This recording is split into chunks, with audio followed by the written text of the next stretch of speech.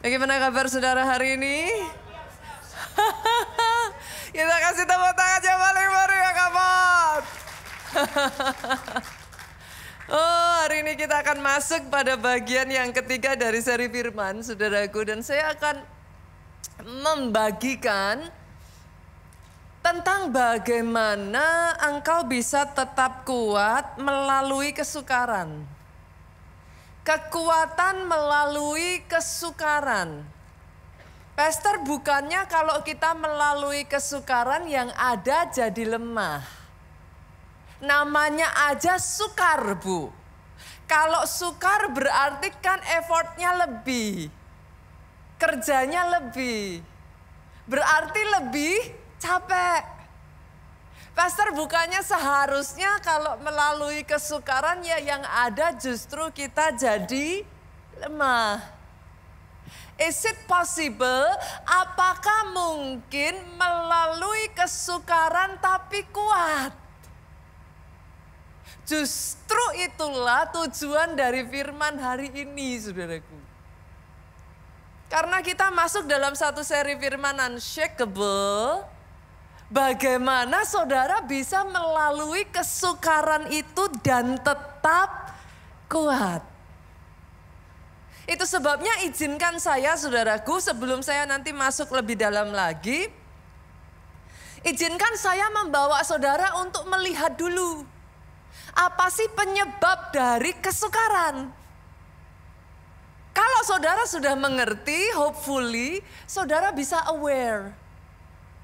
Karena saudara aware, saudara ready, saudara siap, saudara sudah tahu lebih dulu. Saya berdoa pada saat engkau menghadapi kesukaran itu, engkau bisa tetap kuat. Aminnya boleh yang paling keras. Boleh kita kasih tepuk tangan sekali lagi yang paling meriah buat Yesus Tuhan kita. Saya akan bagikan ada 3 penyebab kesukaran. Yang pertama, saudaraku, kesukaran karena ulah dari si jahat. Kita lihat dulu ya ayatnya, kita buka Lukas pasalnya yang ke-38 sampai ayat 39. Sorry. Lukas 9 ayat 38 sampai 39. Seperti biasa Bapak Ibu kalau baca Alkitab jangan cepet-cepet ya. Setiap kali saudara membaca coba diimajinasikan supaya saudara bisa mengerti apa yang terjadi pada saat itu. Ayat ini ngomong gini, seorang dari orang banyak itu berseru. Kenapa dia mesti berseru? Karena dia seorang dari orang banyak. Ibu-ibu di sini kalau belanja di pasar tahu yang saya maksudkan. Kalau saudara pergi ke pasar dengan keramaian pasar seperti itu, kira-kira kalau saudara ngomongnya abes kedengeran gak, saudaraku? Gak akan kedengeran. Itu sebabnya karena dia seorang di tengah sekian banyaknya orang, dia harus teriak, dia harus berseru. Berarti ada effort, ada usaha lebih, saudara. Kenapa dia berseru? Ini yang dia katakan, Guru, aku memohon supaya engkau menengok anakku. Ini yang dia serukan. Berarti dari ayat ini kita bisa menemukan bahwa kalau menengok anakku yang berseru siapanya? Orang tuanya. Kenapa si orang tua ini sampai berseru, berteriak di kerumunan orang banyak, rela menanggung rasa malu? Karena ayat ini melanjutkan, sebab ia adalah satu-satunya anakku. Ini anak tunggal. Orang tua ini cuma punya satu anak. Kira-kira kalau digambarkan begini jadi jelas gak keadaannya, saudara? Lebih jelas ya. Jadi the story is not just a story. Kisahnya jadi hidup. Boleh ya? Terus kenapa orang tua ini berteriak untuk anaknya? Apa sih yang terjadi kepada anaknya? Kita lihat. Ayat 39. Sewaktu-waktu ia diserang roh. Yang menyerang siapa? Roh. Lalu mendadak ia berteriak dan roh itu menggoncang-goncangkannya. Apa yang dilakukan oleh roh ini? Dia menyerang, dia menggoncangkan anak ini sehingga mulutnya berbusa. Roh itu terus saja menyiksa dia dan hampir-hampir tidak mau meninggalkannya. Berarti dari ayat 39 yang baru saja kita baca ini saudaraku, kita menemukan bahwa yes, ada serangan yang disebabkan oleh ulah si jahat, iblis. Ada goncangan yang memang disebabkan oleh iblis. Kenapa saya mengatakan ini saudaraku? Karena semakin zaman maju saudara, akan lebih banyak orang yang lebih mudah menangkap dengan logika, Bu. Sekarang ini akan lebih sukar untuk orang mempercayai, masa sih pastor zaman segini loh, kita tinggal di Jakarta, apa masih ada yang namanya serangan iblis? Itu sebabnya saya ingin mengkategorikan saudaraku menjadi dua ekstrim. Apa ini dua ekstrim? Ekstrim pertama adalah orang yang mengatakan apa-apa kok iblis. Oke ya saudaraku ya. Jangan dikit-dikit iblis. Tidak percaya bahwa iblis memang bisa menyebabkan serangan saudaraku. Tapi sebaliknya ada ekstrim kedua Pak. Ekstrim kedua itu Bu, justru dikit-dikit apa-apa iblis. Pokoknya kalau ada apapun di dalam hidupnya ini iblis. Sekalipun yes, memang ada serangan iblis, tapi tidak semua itu disebabkan oleh karena iblis. Nanti saya akan membahas itu di belakang saudaraku. Tetapi sadari bahwa yes, serangan itu real, peperangan itu real. Ada momen-momen di dalam kehidupan saudara pernah nggak ngerasa, entah gimana rasanya di keluarga itu panas aja. Padahal everything was okay, semuanya oke, nggak jadi masalah. Tapi entah gimana kok kayak tiba-tiba rasanya jadi panas. Ngomong dikit aja bertengkar saudara. Kalau mau ditelaah penyebabnya itu nggak penting Pak. Tapi kok bertengkarnya bisa sampai yang diem-dieman sampai berhari-hari. Sadari saudaraku. Jadi jangan pernah lupa bahwa yes itu terjadi. Pastor memangnya di dalam Alkitab ada, baru saja kita baca. Tapi bagaimana juga kalau saudara membaca dalam kehidupan Ayub. Everything was okay. Sampai akhirnya iblis cari jalan. Gimana caranya supaya bisa hancurin. Ini kehidupan Ayub kok perfect gitu kan. Iblis cari jalan, dia masuk. Satu demi satu anaknya Ayub meninggal. And yes, Alkitab mengatakan itu karena serangan iblis. Bagaimana dengan Adam dan Hawa? Everything was okay. Tadinya mereka happy-happy di Taman Eden. Sampai godaan itu datang. Minggu lalu kita belajar. Bisa muncul dalam bentuk godaan. Si ular itu datang dan dia menggoda Hawa. Makan dong. Hawa tergoda. Dia makan, terus kemudian dia kasih suaminya buah pengetahuan baik dan jahat. Mereka kena kutuk, mereka diusir keluar dari Taman Eden. Sadari ini saudaraku, yes, serangan itu real, yes, peperangan itu real. Apa yang tidak saudara lihat belum tentu tidak ada. Saudara tidak bisa melihat angin kan? Tapi ketika ada angin saudara bisa kerasa enggak? Saudara bilang apa? Angin. Kok bisa ngomong? Karena ada Hawa yang berbeda, the same thing. Serangan itu juga sama, saudara nggak bisa lihat. Tapi saudara tahu ini kenapa ya kok jadi begini? Pernah ngerasain seperti itu? Lalu kalau kita menghadapi itu semua, Pastor, what should we do? 1 Petrus 5 ayat 8 sampai 9 ngomong, sadarlah dan berjaga-jagalah. Sudah dikasih bekal, sadar, berjaga-jaga. Artinya apa? Jangan ignorance. Artinya apa? Jangan abai. Enggak lah. Akhirnya enggak siap. Disuruh firman, sadar dan berjaga-jaga. Pasang alarmnya. Warning. Karena kalau saudara sadar, saudara lebih siap.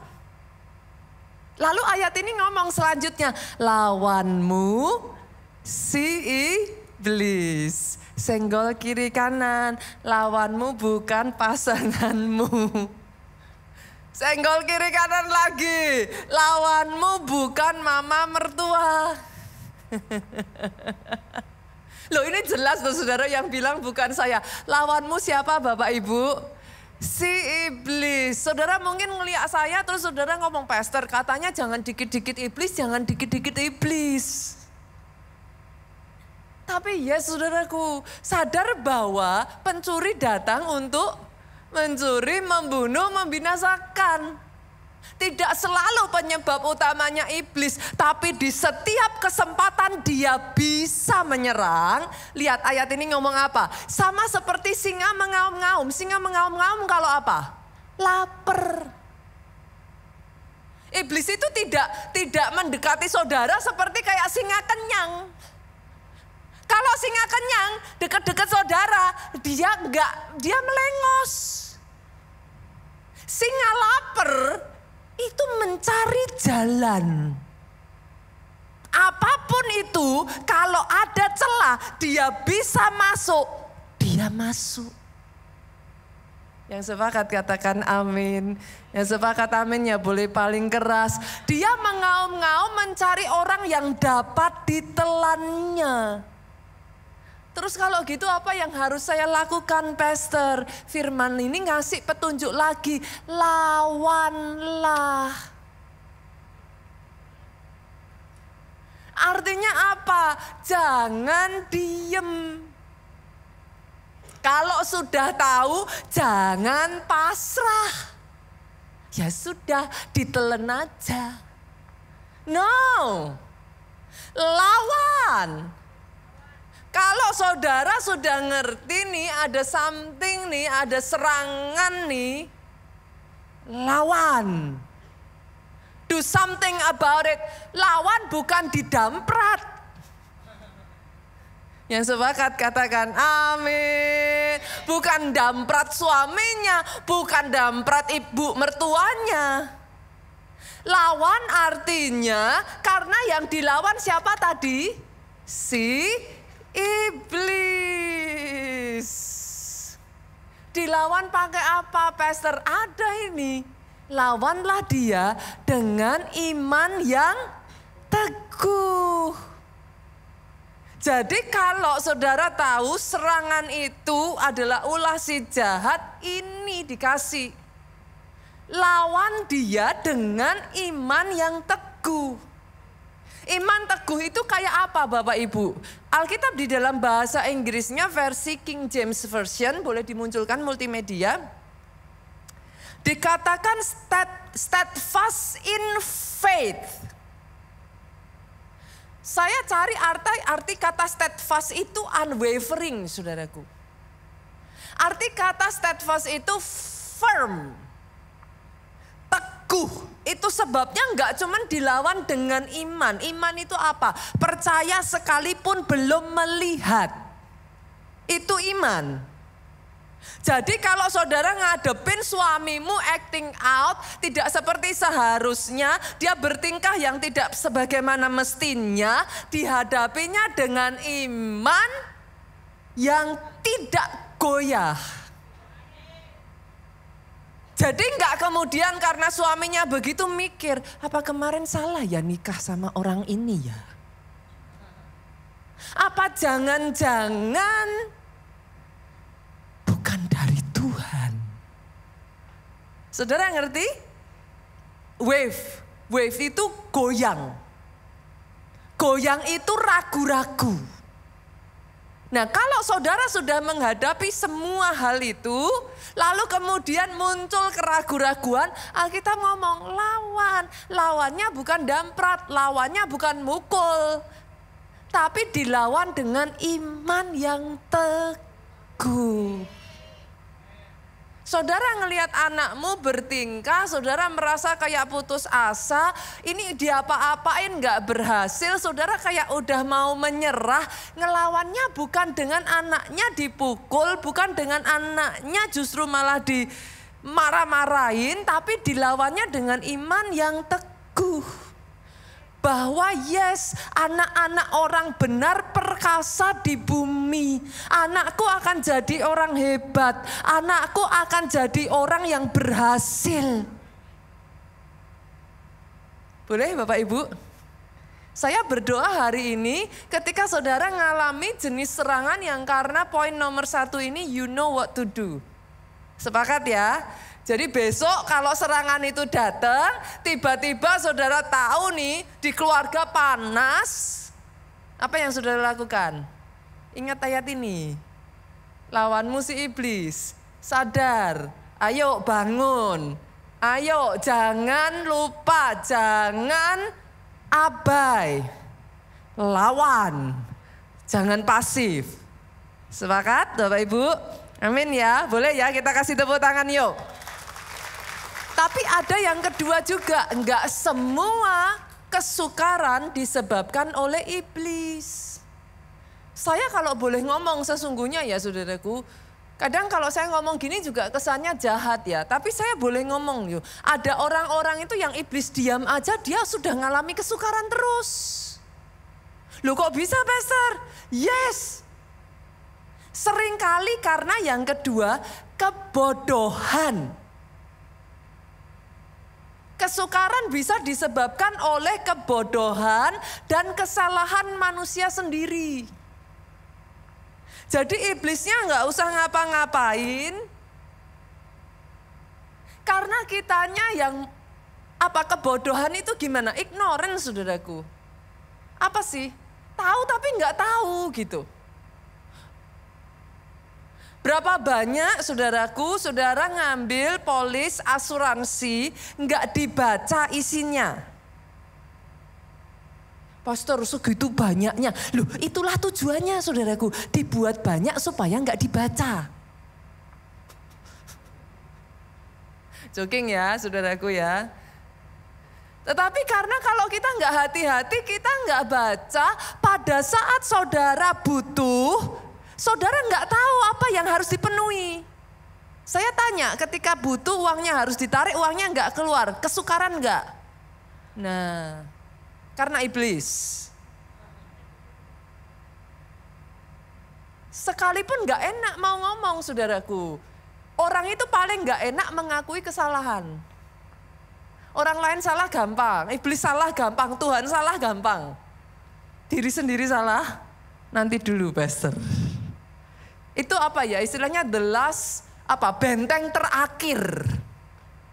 Paling gak enak mengakui kesalahan diri sendiri. Berapa banyak orang sampai ini marah Indonesia sampai diusut gak tahu seberapa jauh pinjol. Kan udah ada tulisannya toh 1 bulan bunga berapa.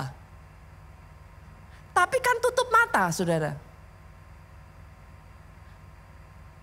Pastor lah kalau saya nggak ngambil gimana cara saya hidup?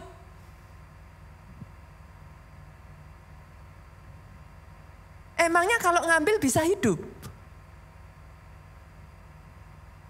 No, instead of membenahi masalah yang sesungguhnya, tanpa saudara sadari, saudara cari cara instan, kelihatannya sesaat aman, tapi jatuhnya lebih dalam.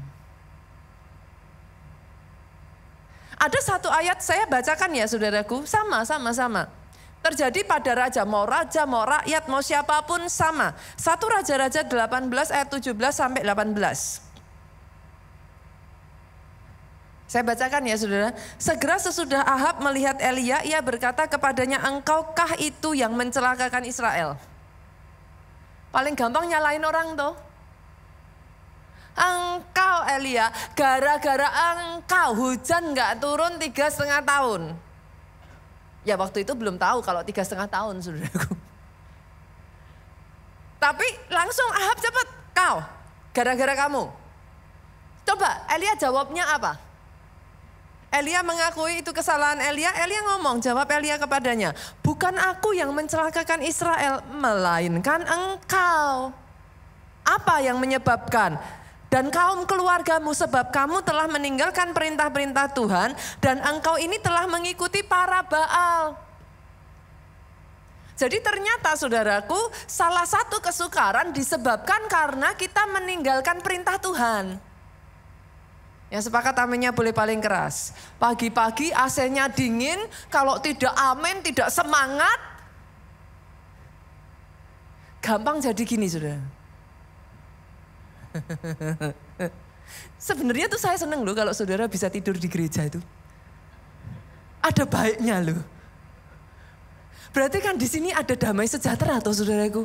Loh kan saya nggak tahu tuh. Mana tahu memang di rumah saudara nggak bisa tidur gitu. Tapi sepakat ya, ketika firman diberitakan, biarlah firman itu masuk, bertumbuh, berbuah, dan jadi berkat buat saudara. Aminnya sekali lagi, tepuk tangan yang paling meriah. Saya balik ke ayat ini saudara. Ternyata kesukaran itu bisa terjadi karena kita nggak ngikuti perintah Tuhan. Perintah yang mana toh pastor? Perintah yang mana? Saya salah apa? Simpel loh saudara. Pergaulan yang buruk merusak kebiasaan yang baik. Gara-gara saudara deket-deket orang yang bermasalah, akhirnya tersangkut masalah. Salahnya siapa? Halo? Loh saya nggak salah apa-apa kok pastor. Saudaranya nggak salah. Tapi lingkungan, community, komunitas di mana saudara ada bermasalah. Dan Alkitab sudah ngomong pergaulan yang buruk merusak. Jangan ditabrak. Saya salah apa sih pastor? Apa yang saya lakukan? Nah ayat ini ngomong, janganlah hendaknya kamu menjadi pasangan yang tidak seimbang. 2 Korintus 6:14, multimedia boleh dimunculkan. Kalau 1 Korintus tadi kan banyak yang sudah tahu ya. Saya nggak tahu yang 2 Korintus 6:14 ini. Janganlah kamu merupakan pasangan yang tidak seimbang dengan orang-orang yang tak percaya. Saya tuh yang heran masih juga ada yang tanya sama saya. Kalau gitu boleh nggak pastor? Loh ya udah diomongin loh saudaraku. Kurang jelas apakah dari ayat ini? Pastor, tapi saya sudah terlanjur cinta. Ya, ayatnya sudah ngomong. Kalau saudara nabrak, senggol kiri kanan, katakan resiko ditanggung penumpang. Yang sepakat aminnya yang keras. Loh kan saya nggak bilang dosa nggak dosa, saya nggak bilang boleh nggak boleh. Lah kalau mau ditabrak sudah ada rambu-rambunya kan resiko ditanggung penumpang kan? Pastor kok nyinggung saya nggak nyinggung, saya nabrak. Lah udah ada tuh ayatnya. Saudara mau bilang apa? Itu sebabnya kadangkala terlepas dari saudara boleh kasih saya 1000 alasan. Boleh. Tapi nanti kalau ada kesukaran, balik lagi. Kadang kesukaran terjadi karena kitanya yang nabrak. Lah saya nggak tahu ayatnya kok pastor, senggol kiri kanan. Baca Alkitab. Loh memang untuk dibaca saudaraku. Seperti polis asuransi tadi. Kalau nggak dibaca nanti nggak keluar Jangan salahkan asuransinya. Jangan salahkan company-nya. Karena sudah ada peraturannya. Apalagi pastor, saya ngelanggar perintah Tuhan apa? Nah ini yang lebih gak enak itu saudaraku. Ini masih mau dengerin firman gak saudara? Saudara yakin? Lah gak enak tuh. Kita lihat yuk Roma 8 ayat 13 dimunculkan multimedia. Apa ini? Saya tuh sampai nyari loh saudaraku bahasa Inggrisnya. Roma 8 ayat 13. Sebentar. Kenapa keluarnya lain? Mari kita lihat saudaraku.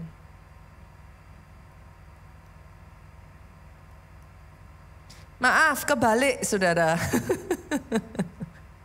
Roma 13 ayat 8. Pantesan keluarnya kok beda. Yuk coba dibantu multimedia ya, saya bacakan aja. Janganlah kamu berhutang apa-apa kepada siapapun juga.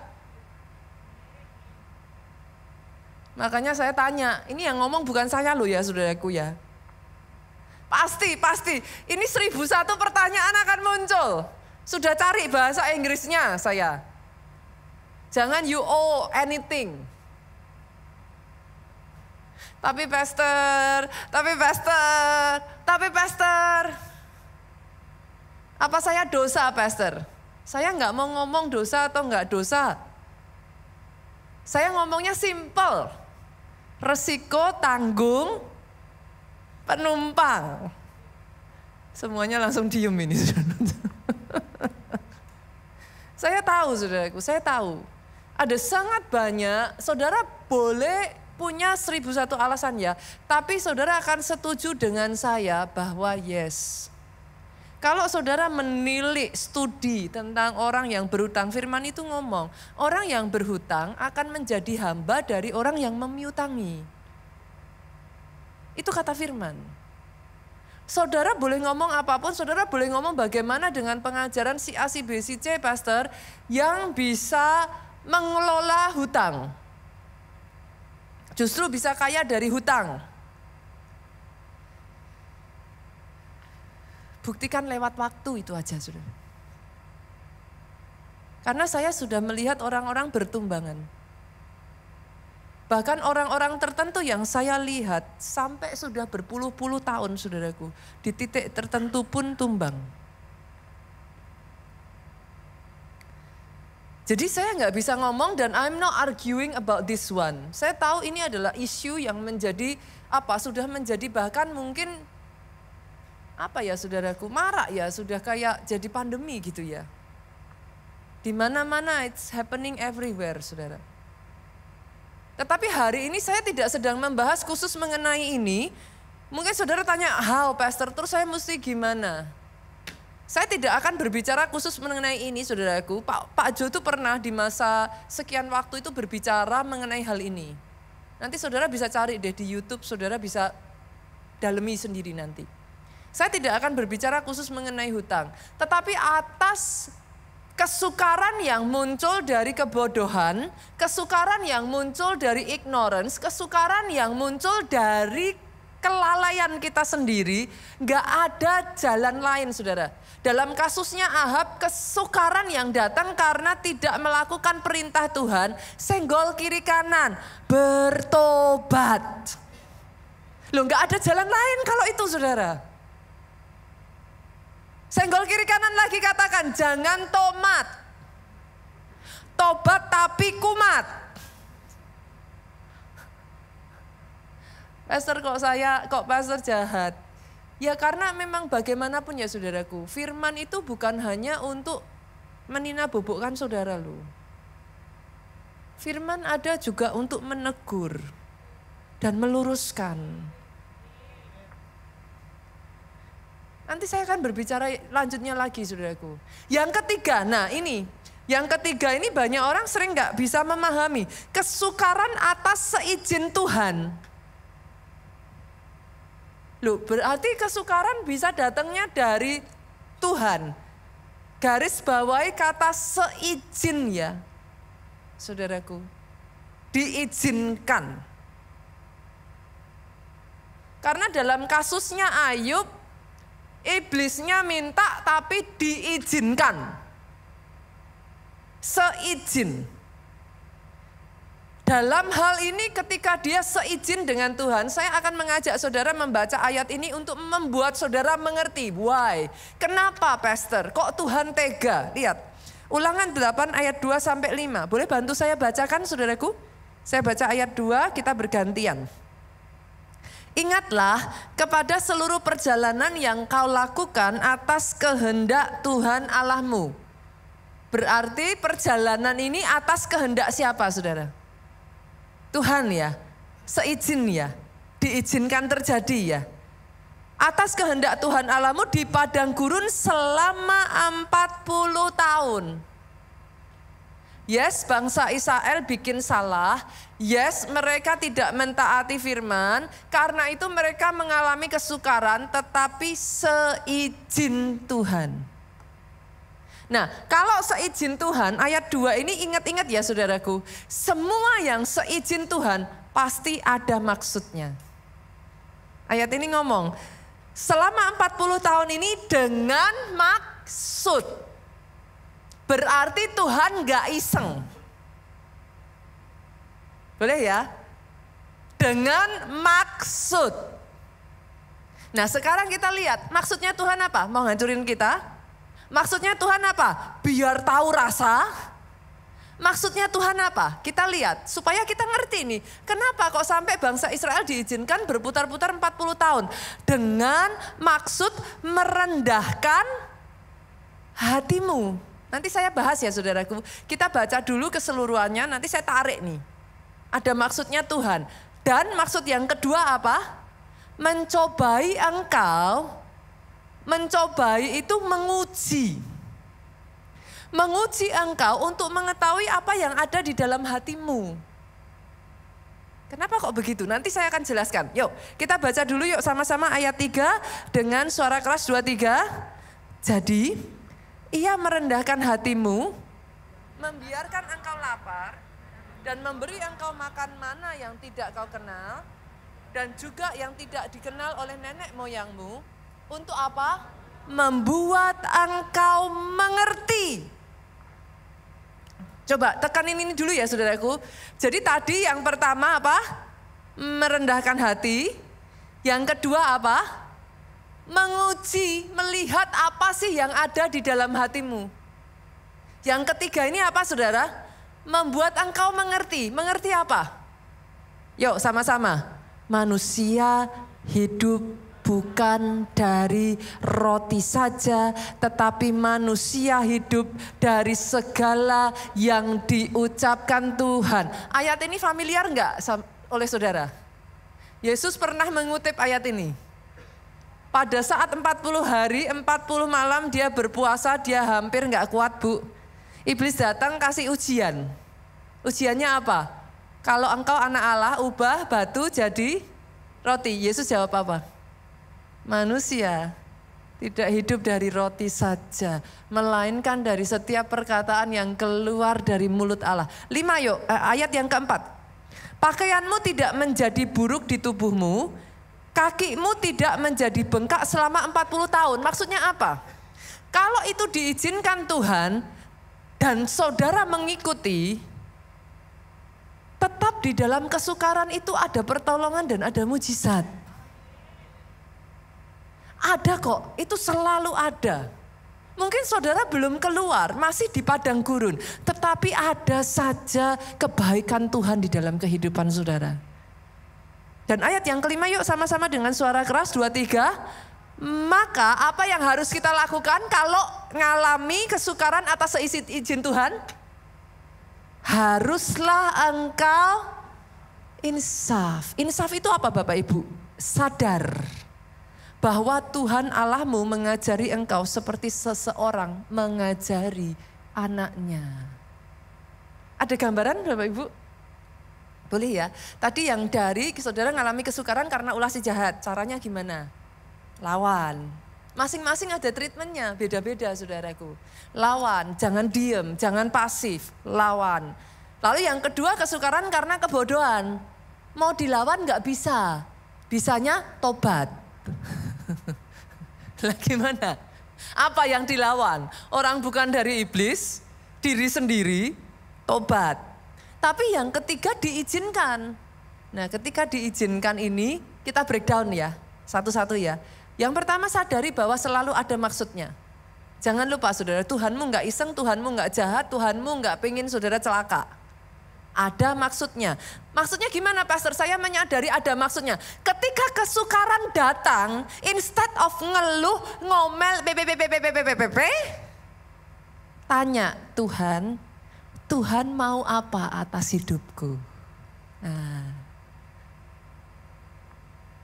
barang siapa mengetuk pintu dibukakan. Barang siapa mencari dia menemukan. Kalau saudara terus ngomel gak selesai-selesai. Tapi kalau saudara ngomong Tuhan apa nih? Hikmahnya apa?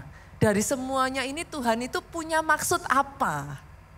Nah ketika saudara sudah tanya, nanti ayat yang ke-5 tadi ngomong seperti Bapak mengajari anak. Itu dipegang dulu saudaraku.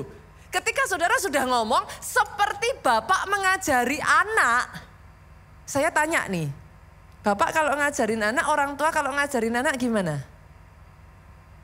Ibu-ibu kalau ngajarin anaknya gimana? Matematika nggak bisa, gimana saudaraku?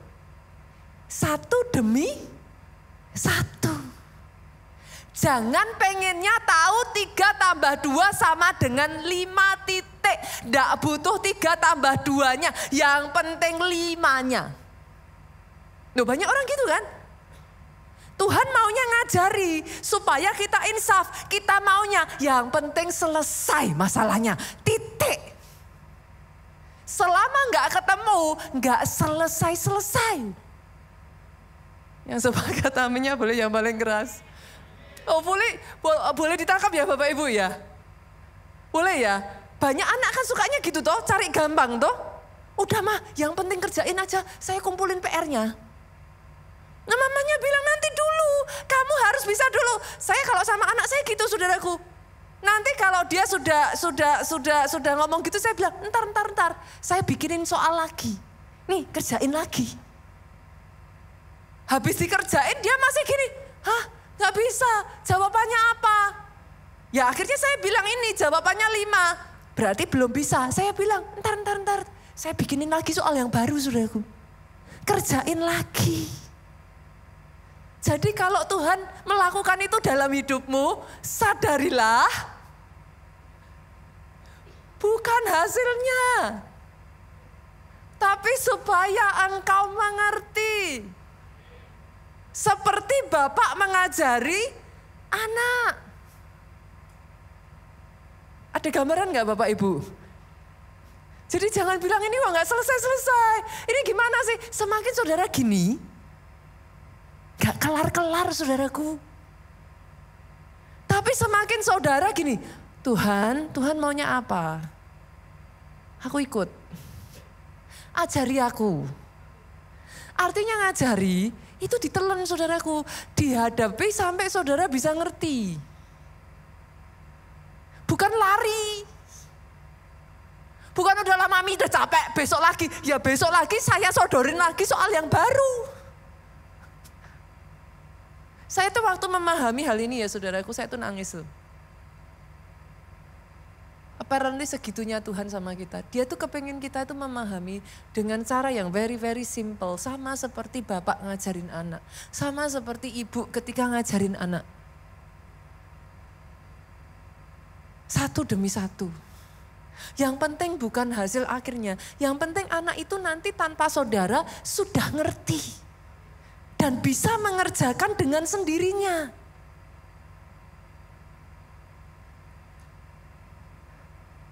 Gak bisa skip to the good part, gitu gak bisa saudaraku.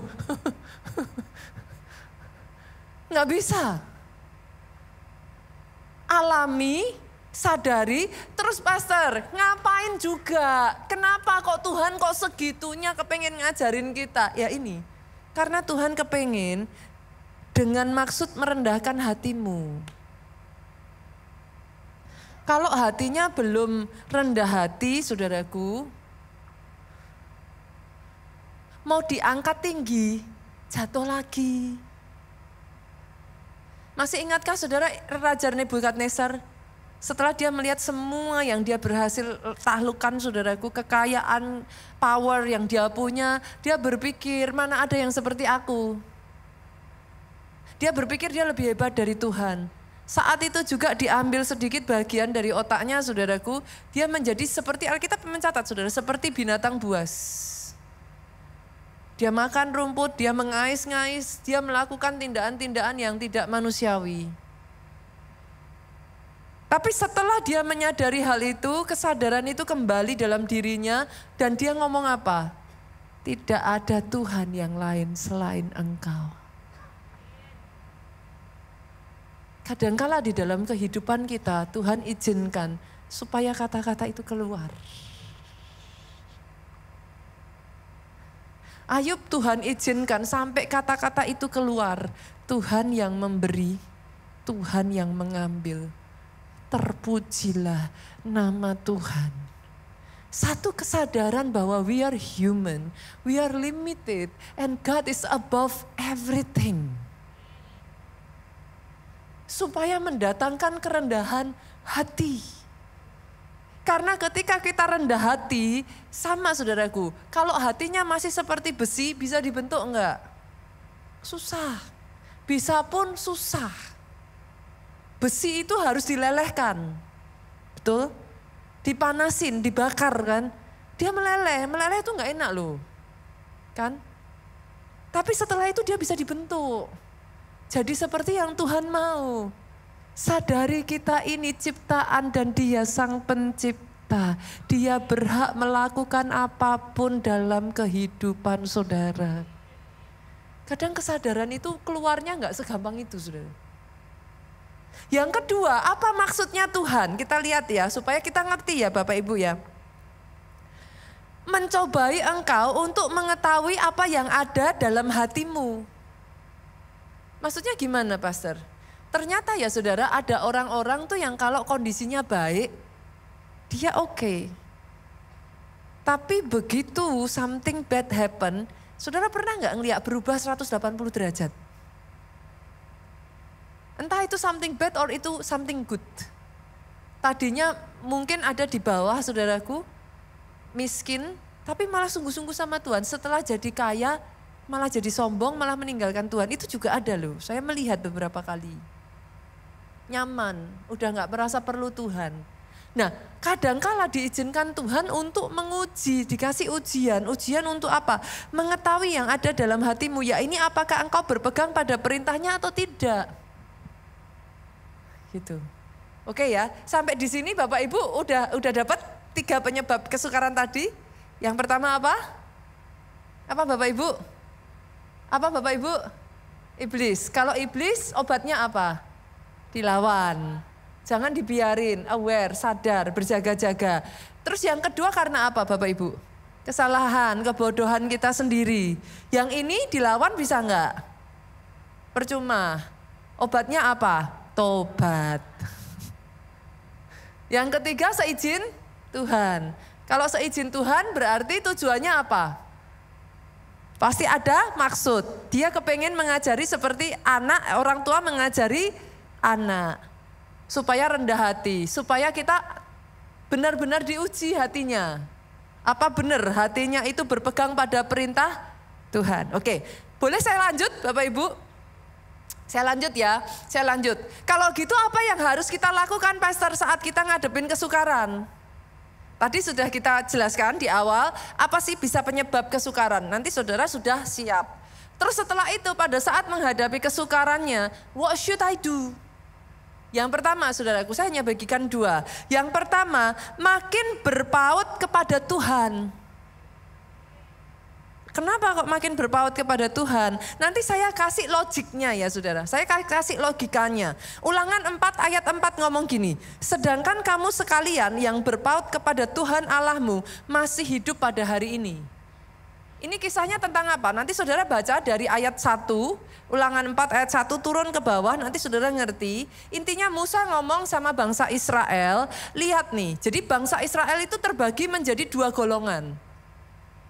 Yang satu adalah orang-orang yang setelah masuk tanah perjanjian, saudara melalui padang gurun itu, mereka nggak berpaut sama Tuhan. Mereka akhirnya beralih, mereka menyembah Baal, mereka menyembah ala-ala lain, hatinya goyang kemana-mana. Itu golongan pertama, tapi ada golongan kedua yaitu orang-orang yang hatinya tetap berpaut kepada Tuhan. Nah Tuhan ngomong, Musa ngomong, kesimpulan akhirnya orang yang berpaut masih hidup sampai hari ini. Itu Musa ngomong di zaman itu loh ya saudaraku, bukan artinya orang-orang zaman itu masih hidup sampai hari ini, enggak saudaraku. Tapi Musa ngomong, orang-orang yang dalam masa padang gurun ini hatinya tetap berpaut sama Tuhan, tetap hidup. Itu sebabnya kenapa saya mengatakan di masa kesukaran tetaplah berpaut sama Tuhan. Karena ini saudara, firman ini ngomong, 40 tahun di padang gurun tetap hidup, ditolong Tuhan.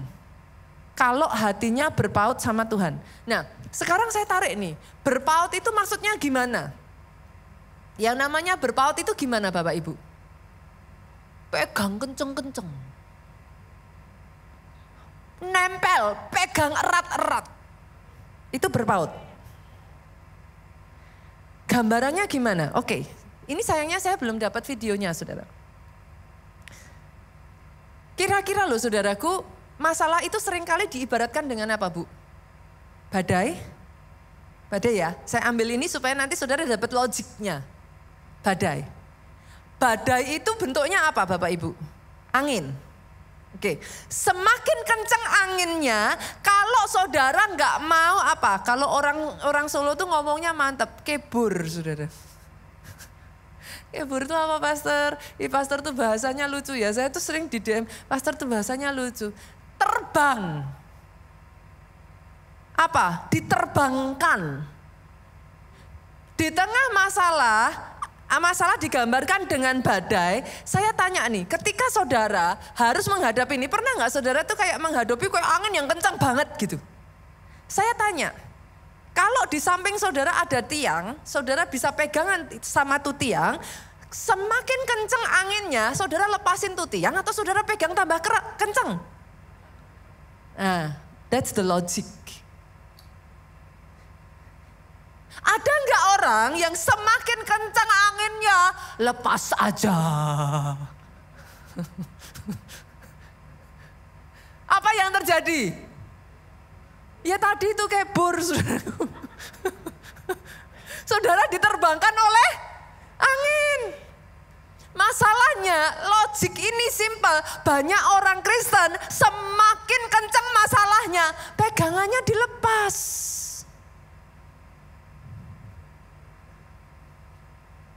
Saya berharap saudara nggak melupakan logika ini ya. It's very logic kok, nggak susah kok. Firman itu logik kok. Bisa kok diterima dengan nalar. Itu sebabnya kenapa berpegang kencang-kencang. Itu sebabnya kenapa berpaut kepada Tuhan. Terus pastor, kalau mau tepuk tangannya yang paling meriah. Kalau gitu pastor, gimana caranya saya berpaut? Yang dimaksud berpaut itu gimana? Gimana saya berpegang semakin erat? Tadi selalu ingat-ingat ya, badai tadi, tiangnya dipegang apa dilepas gitu aja?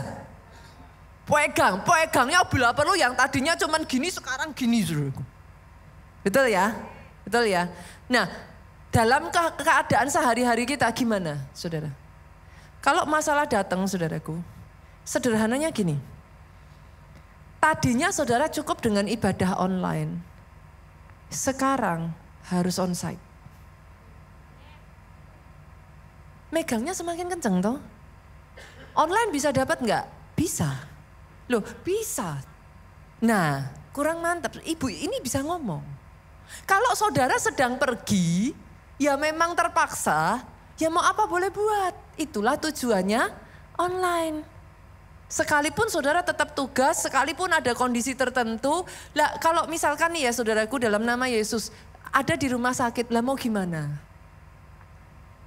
Tapi kan terbantu toh kalau ada online. Setidaknya masih dapat.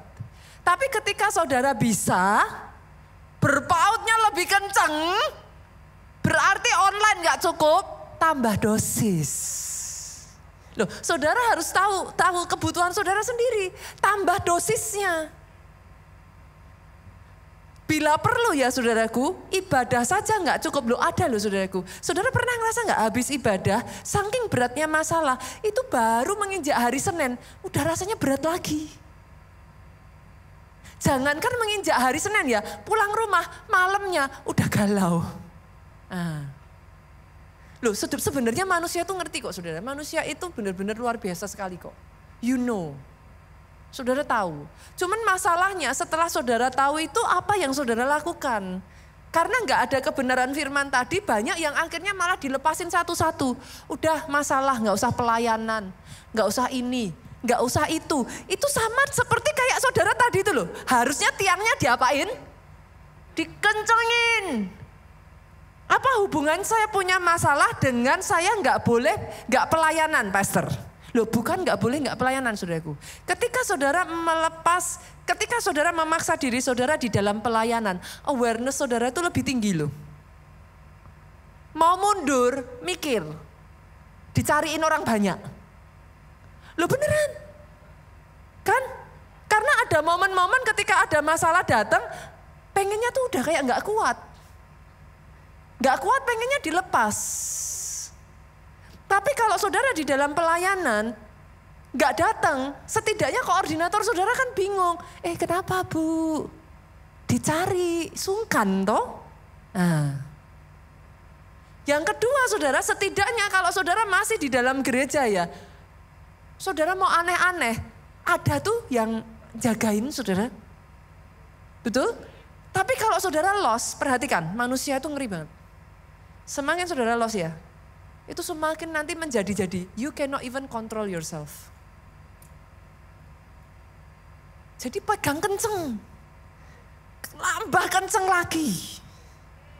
Bahkan saya tuh pernah saudaraku ngalami masa-masa tertentu ya. Di tengah saya drop dan down. Tuhan malah suruh saya puasa.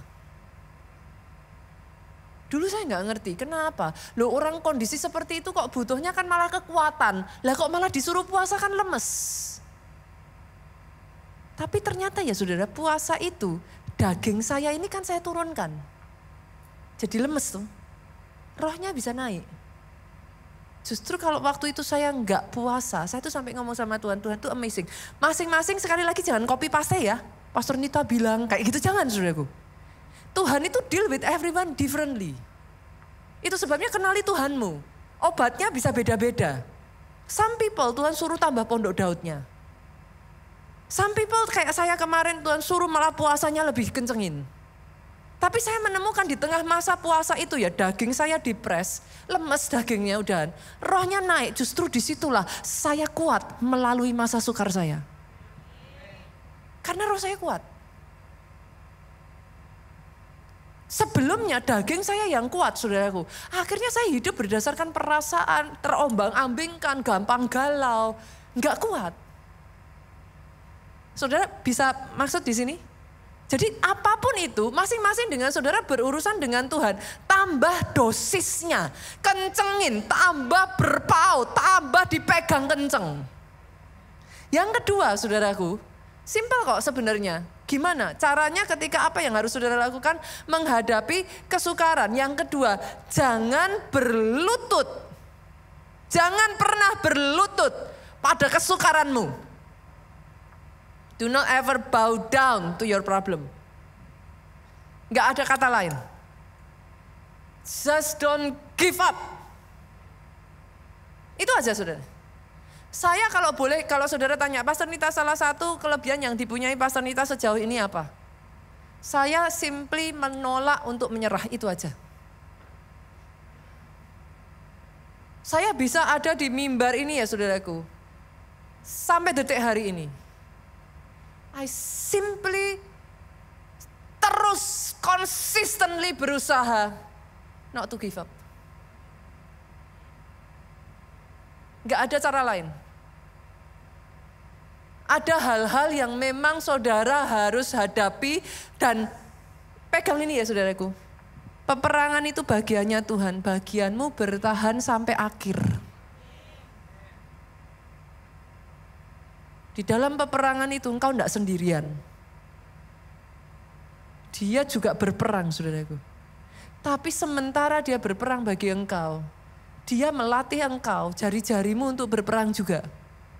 Kalau engkau sudah menyerah, nggak akan selesai. Seperti tadi ceritanya, diulang lagi soalnya.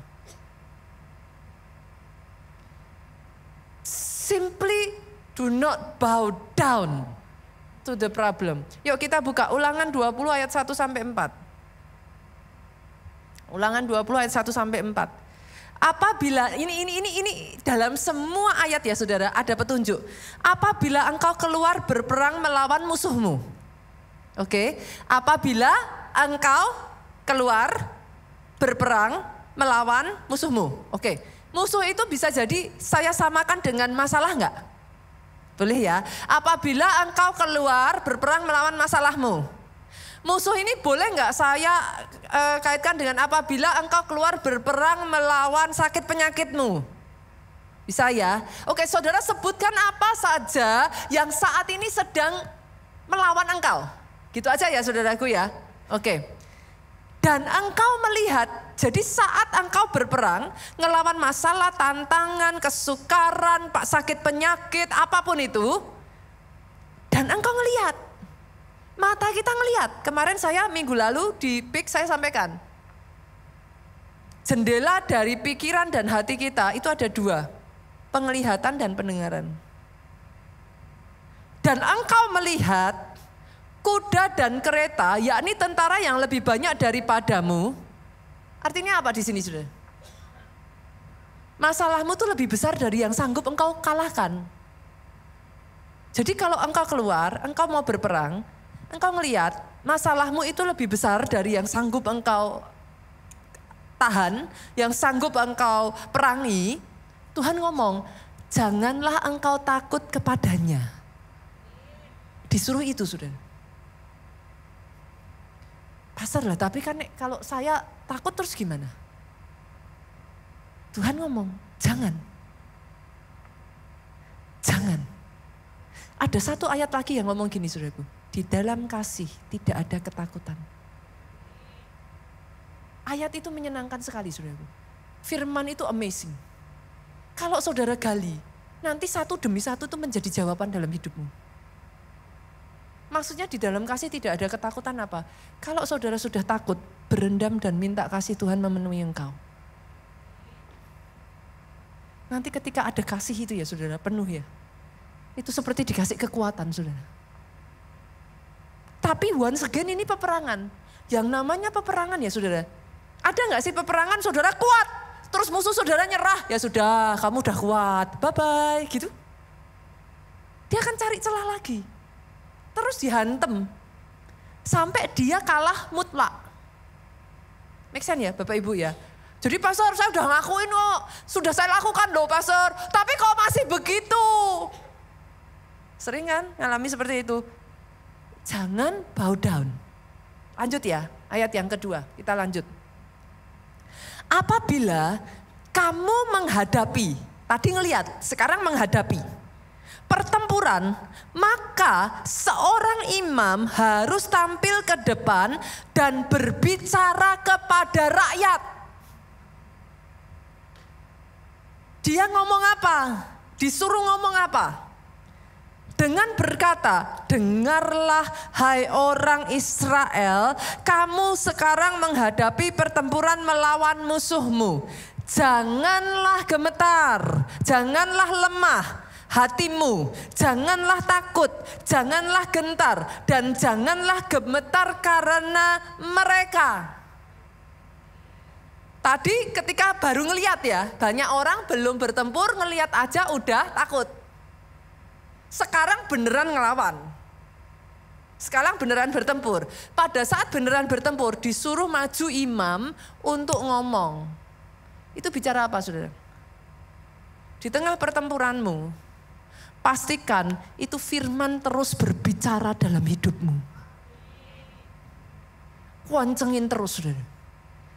Pastikan hati-hati dengan apa yang kau lihat dan yang kau dengar. Itu kata kuncinya. Setiap kali musuh mengintimidasi, kamu cuma 50.000, kami ini loh 100.000. Kamu senjatanya nggak ada apa-apanya, kami ini loh kuda, kereta, dan senjata lengkap. Goyah kan? Goyah kan? Alkitab ngomong, suruh maju tuh imam. Suruh ngomong, jangan lemah hatimu. Jangan lemah hatimu. Ada satu lagi firman ngomong, jagalah hatimu dengan segala kewaspadaan karena dari situlah terpancar kehidupan. Jangan lemah, jangan lemah, jangan lemah, jangan lemah, jangan takut, jangan gentar, jangan gemetar. Itu harus terus diperdengarkan, saudaraku. Artinya apa? Dalam masa peperangan, mulut ini loh saudara, deklarasi iman. Takutnya takut, ngadepi seperti itu takut, tapi harus ngomong, jangan gentar, jangan takut, jangan lemah. Itu deklarasi iman, saudara. Terus tuh, diperkatakan, terus. Nah, masalahnya nanti musuh ya terus ngomong juga. Saudara tahu nggak? Makanya di dalam sebuah peperangan ya saudara, yang pertama dibunuh, biasanya ya. Orang yang suka teriak-teriak sama nabuh gendang perang itu yang dibunuh duluan. Biasanya. Kenapa? Karena itulah yang membawa semangat buat seluruh pasukan. Iblis ketika ada perang ya saudara, yang diserang dulu pasti imanmu. Itu sudah pasti. Karena memang senjatanya adalah tadi disuruh apa? Lawanlah dengan iman yang teguh. Jadi yang pertama ditembak, imanmu dulu. Iman timbul dari pendengaran. Pendengaran akan firman Kristus. Makanya supaya imanmu nggak jatuh, imanmu nggak mati, tadi imam harus maju memperkatakan terus. Ayo maju, ayo jangan menyerah, ayo Tuhan beserta engkau, ayo pasti bisa, ayo ada pertolongan Tuhan. Dan setelah itu imam disuruh ngomong apa? Lihat ini saudaraku. Sebab Tuhan Allahmu, dialah yang berjalan menyertai kamu untuk berperang bagimu, melawan musuhmu dengan maksud memberikan kemenangan kepadamu. Jadi dalam hidupmu. Saudara harus nangkap kesadaran ini.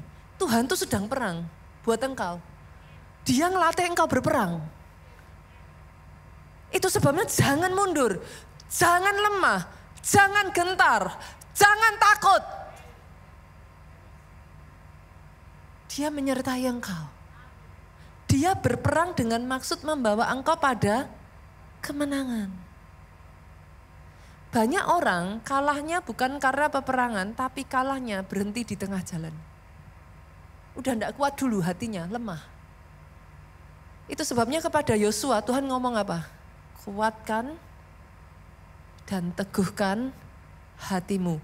Hanya kuatkan dan teguhkan. Itu diulang sampai 5 kali loh saudaraku. Karena basically Tuhanlah yang berperang. Dia melatih tangan ini untuk berperang. Kitanya yang harus kuat hatinya. Sampai peperangan itu dimenangkan. Kalau saudara tanya sama saya sampai kapan Pastor? Tadi. Sampai menang. Sebelum itu, do not bow down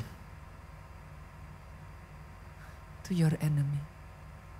Berapa banyak yang diberkati, saya boleh mengundang pemain musik untuk maju ke depan. Kadang di momen-momen seperti ini ya saudaraku, perlu loh buat kita itu ngomong sama Tuhan. Selidiki aku Tuhan. lihat hatiku. Apakah ditemukan di dalam hati itu sungguh-sungguh hati yang mengasihi? Sungguh-sungguh hati yang mau taat perintah Tuhan? Atau hanya bisa mengasihi kalau? Hanya bisa ini jika? Sampai engkau ini saudaraku, kabar baiknya ya saudara. Pastor, orang kalau kesukaran yang namanya sukar jadi lemah. Manusia diciptakan, ketika kau dikasih beban, ada opsi kedua. Engkau jadi lebih kuat. You are growing muscle. Manusia itu amazing kok saudara. Senggol kiri kanan katakan engkau tidak selemah yang kau pikirkan. Boleh bangkit berdiri jemaat Tuhan? Sama-sama yuk kita katakan. Aku lihat hatiku, apakah ku sungguh mengasihimu, Yesus, Kau yang Maha Tahu dan menilai hidupku, tak ada yang tersembunyi bagi. Katakan telah kulihat, telah kulihat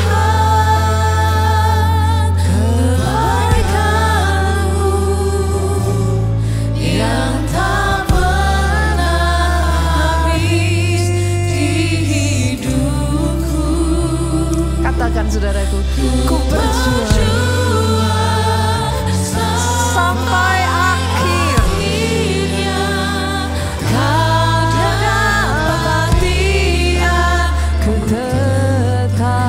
Jemaat saja yuk katakan, telah kulihat, telah kulihat kebaikan-Mu yang tak pernah habis. Sekalipun di padang gurun saudaraku, kasutmu tidak akan usang. Dimampukan, ada kebaikan, ada keajaiban. Amin. Sama-sama.